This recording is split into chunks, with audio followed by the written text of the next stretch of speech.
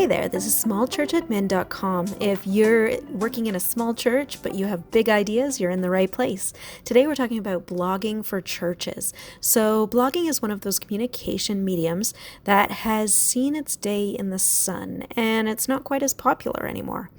While videos and social platforms have risen in popularity, and they do accomplish the same purposes as blogging, but occasionally blogging can still be used effectively, especially for the church space.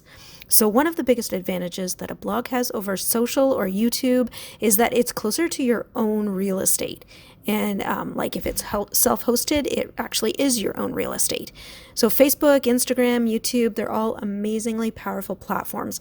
But at any moment, they can hide or close your account, especially if they disagree with something you've posted.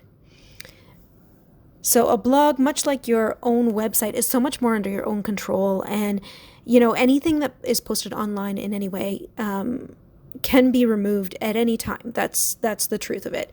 But when it's your own real estate, it's much less likely. So how can you use a blog for church and ministry? Great question. So you could share a daily devotional and create some discussion in the comment section. You could post daily Bible verses or like a reading plan. That's something that my church does.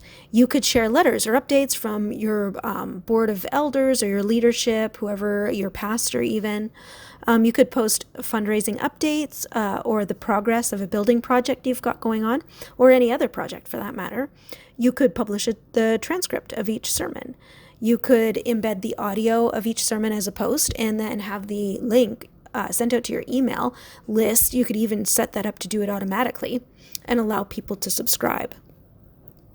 So you could also post sermon discussion questions and encourage people to share their thoughts in the comment section. So now that all said, that makes the case, I think, pretty well for having a blog if you've got the bandwidth. But what platform is the best to use? So there are a number of blogging platforms out there. There's WordPress, there's Wix, there's Weebly. I've used a ton of them, a ton of different ones. And some of them are paid, some are relatively free. But for this time and space, this is being recorded in 2021, many ministries are streamlining. They're refocusing their efforts. We're making do with fewer staff, less volunteers. Resources are lower. We've got less money to work with. And I am really enjoying the simplicity of blogger.com, which is also findable by typing in blogspot.com. And it's run by Google. So here's why. The themes are minimalistic. There's fewer options to choose from. And you might think that's a bad thing, but I think it's actually a good thing. So you can customize the colors, fonts, widgets, the header image, the favicon, which is the tab icon that appears on the top of your desktop, and the sidebar as well. So even though there's very few themes, you do have some options to personalize it. And the fact that there's fewer themes means that there's less time spent in making the decision between which themes you want. You can just stick with a relatively simple theme and personalize it with your color, your header, image, whatever else you want to do. It actually reduces the number of decisions you have to make, which I think is always a good thing because making those simple decisions can be a huge time waster. So, and then buying and connecting your own domain is pretty straightforward through Google Domains, or you can just, if you've already got a domain host, you can redirect a top-level domain. You could do a subdomain and just redirect it to the blog. That's actually something that I've done with our church's blog. So Blogger also allows you to embed your blog into another website using an iframe, which is kind of handy.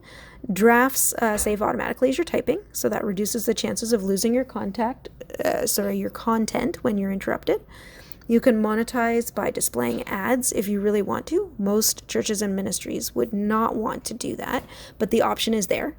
So images, links, HTML, you can all add all of that to the sidebar widgets. And if you're making your own images and then linking them to external links or to pages within your blog site, then you can really do a lot of customization if you want to get into it. So YouTube videos and images can easily be added. You can change the settings too. So if you want to, for comments, so if you want to encourage your congregation to engage, one of the great things you can do is encourage them to comment on each day's post or each individual post. One of the things that I found is that if people are required to log into a platform, that right there introduces complexity and reduces the chances that they're actually going to engage in the way that you want them to engage. So Blogger.com is great because you can actually change the settings for comments to allow anyone to comment anonymously. You could do it that way. Or you could just have them type in their first name. Or if you want to shut it down and go the opposite direction, you can require people to register to comment. So that gives you kind of varying levels of privacy. And so you can have it open to just anybody and reduce those levels of complexity so that it makes it easier for people who are less tech savvy or whatever to engage. Or if it's something a lot more personal, like say you are using it to post prayer requests, then you might want to require people to register to comment. So you've got that flexibility there. So the biggest and most exciting reason to use Blogger.com, in my opinion, is that it's absolutely free. And it doesn't show any kind of ads. It's not, some blog platforms, you'll have your content, but then they'll place ads on your blog so that they can make money off of your content. Blogger doesn't do that, which is great, especially when you're targeting it to your congregation or a ministry audience. So that's awesome. That's an amazing advantage.